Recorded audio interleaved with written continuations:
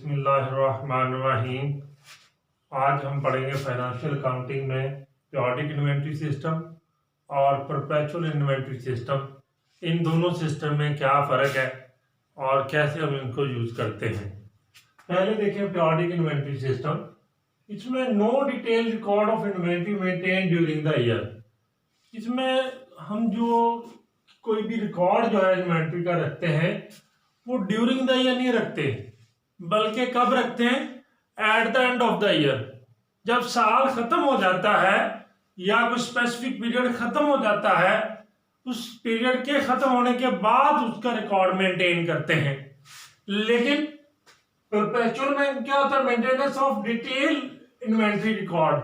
जो ही कोई भी ट्रांजैक्शन अकर होती है, कोई एंट्री जो है होती है, कोई ट्रांजैक्शन जो है वो अकर होती है, फौरन उसको हम रिकॉर्ड कर लेते हैं। इसमें क्या होता है? जब बिजनेस में बहुत सारे आइटम हो जिसको मेंटेन करना हमारे लिए मुश्किल हो रहा हो, तो उसके लिए जैसे ग्रोसरी स्टोर है, उसके लिए अगर मेंटेनेंस करनी हो तो हम परपेचुअल इन्वेंटरी सिस्टम करते हैं। क्योंकि उसमें हमें इतने ज्यादा आइटम होते हैं, हमें पता नहीं चलता कि कौन सा आइटम बिक गया और कौन सा हमारे पास है। उस सूरत में जो है हमारे लिए जो है पीरियोडिक इन्वेंटरी सिस्टम मुश्किल हो जाता है। लेकिन पीरियोडिक इन्वेंटरी सिस्टम कहां पे यूज होता है? जहां नंबर ऑफ आइटम कम हो। जैसे कार का बिजनेस है, कार जो है वो 1 महीने बाद या 2 महीने बाद हमें पता चल जाता है कि 5 या 7 या 10 भी किए। उस वक्त उनकी इन्वेंटरी को मैनेज करना आसान होता है। उन बिजनेस में जो है वो हम पीरियोडिक इन्वेंटरी सिस्टम यूज करते हैं। अब पीरियोडिक इन्वेंटरी सिस्टम में देखें, इसमें no better control of inventory.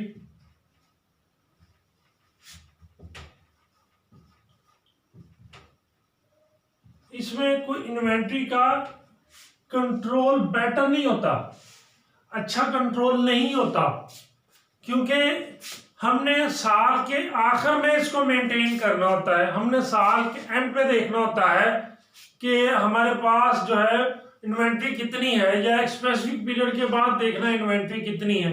इसलिए कोई अच्छा कंट्रोल नहीं है आपके पास कि आप देख सकें कि हमारे पास इन्वेंट्री कितनी रह गई है, और अगर इन्वेंट्री जो है हमारी खत्म होने वाली हो तब हमें पता चलेगा भी कितनी रह गई। इस वजह से इसमें क्योंकि ड्यूरिंग द ईयर या ड्यूरिंग द पीरियड जो है वो हमें नहीं पता होता, इसलिए ये बेटर कंट्रोल नहीं देती। लेकिन जो परपेचुअल इन्वेंटरी सिस्टम है वो बेटर कंट्रोल देता है, बेटर कंट्रोल ऑफ इन्वेंटरी।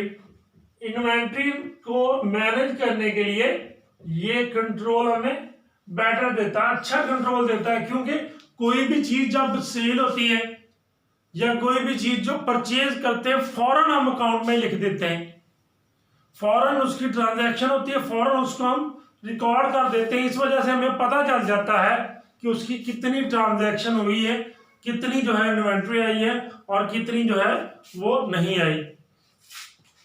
इसमें देखें आप, शो कॉस्ट ऑफ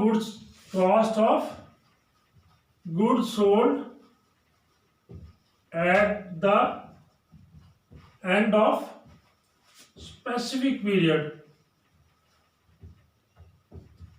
एक खास अरसा जिसको हम स्पेसिफिक पीरियड कहते हैं, उसके एंड में हमें पता चलता है कि कॉस्ट ऑफ गुड्स सोल्ड कितनी है हमारी। उससे पहले हमें पता ही नहीं होता, क्योंकि हमने रिकॉर्ड ही नहीं रखना। तो हम रिकॉर्ड तो हमें eight the end of the specific period करना होता है। इस वजह से हमें पता ही नहीं है कि उसका जो है वो जो रिकॉर्ड रखना है वो जो है वो हमने एंड पे रखना था, इसलिए हमें कॉस्ट ऑफ गुड्स सोल्ड का नहीं पता चलता।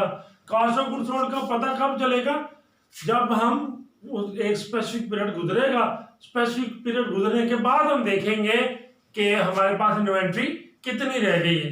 जब हम देखेंगे तब हमें पता चलेगा कि हमारे पास कॉस्ट ऑफ गुड्स सोल्ड कितनी after the end of specific period. लेकिन जो है हम सीजीएस जो परपेचुअल में देखते हैं, सीजीएस जो है वो शो कर सकते हैं at any time, show cost of goods sold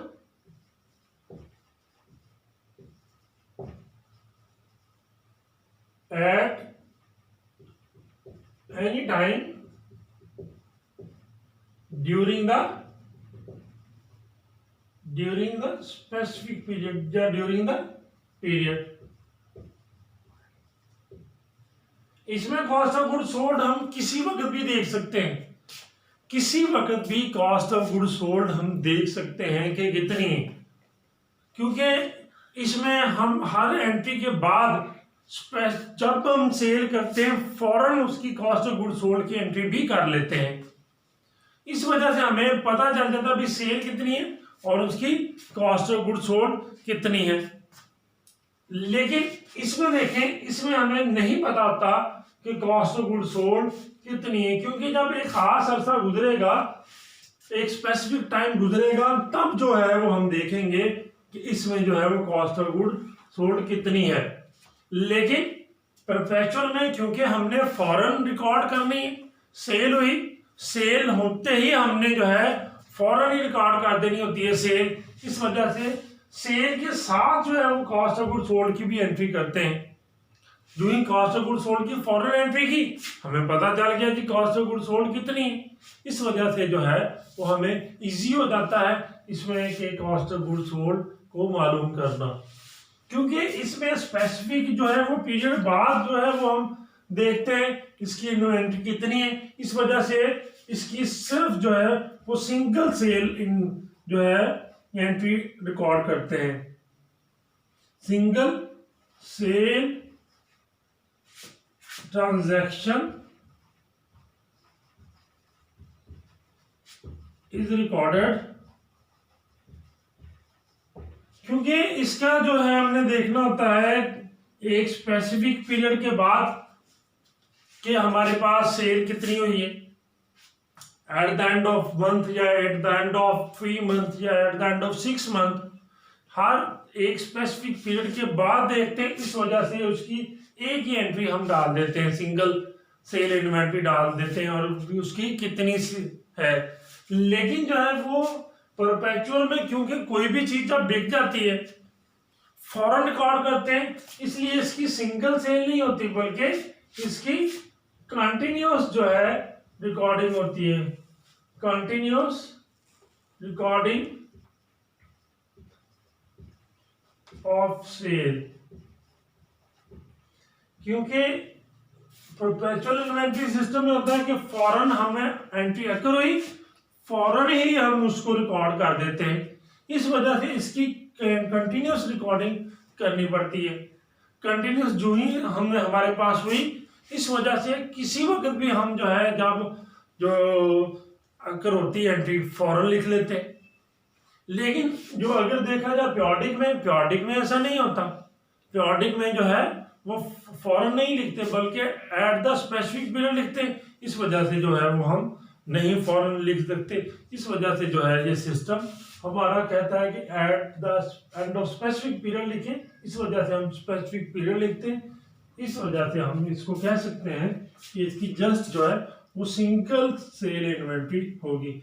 जब सिंगल सेल लिखते हैं इस वजह से जो है वो हम इसको कंटिन्यूस नहीं करते, कंटिन्यूस होती है परपेचुअल में।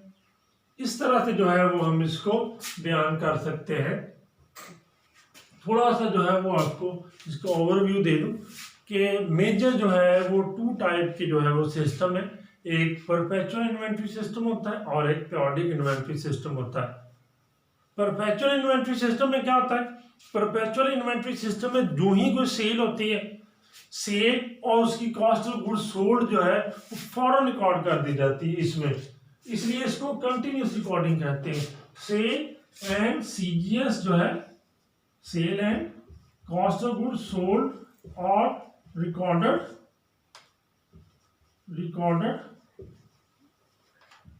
एट वंस, फौरन जो है वो हम इसको जो है वो सेल और cost of goods sold maintain कर देते हैं। ये परपेचुअल इन्वेंट्री सिस्टम होता है। इसमें नंबर ऑफ आइटम जब बहुत ज्यादा होते हैं, जब नंबर ऑफ आइटम इतने ज्यादा हो जाते हैं कि हमें उसको जो है वो चेक करना, उसको देखना मुश्किल हो जाता है, तब हम इसको जो है ये परपेचुअल इन्वेंट्री सिस्टम जो है वो यूज करते हैं। लेकिन जब हम एक the end of specific period देखना हो, एक खास अरसे के बाद देखना हो कि हमारी इन्वेंट्री कितनी है, उसकी कॉस्ट कितनी आई, कॉस्ट ऑफ गुड्स सोल्ड कितनी आई, सेल कितनी की, तो फिर हम उसको जो है वो यूज करते हैं पीरियोडिक इन्वेंट्री सिस्टम, जिसमें एक खास अरसे के बाद चेक किया जाता है कि जो है वो कितनी है। इसलिए ये बेटर कंट्रोल भी नहीं देता, क्योंकि हमारे पास जो है उसके पता नहीं होता कितनी इन्वेंट्री है, कितनी सेल थी। इसी वजह से जो है हमें जो है कॉस्ट ऑफ गुड्स सोल्ड भी एंड पे पता चलता है, इसलिए इसका रिकॉर्ड भी हमारे पास नहीं होता। कोई भी अगर आपको क्वेश्चन हो तो आप उसको बेटा पूछ सकते हैं कमेंट्स में। और क्या बेटा, अल्लाह हाफिज़।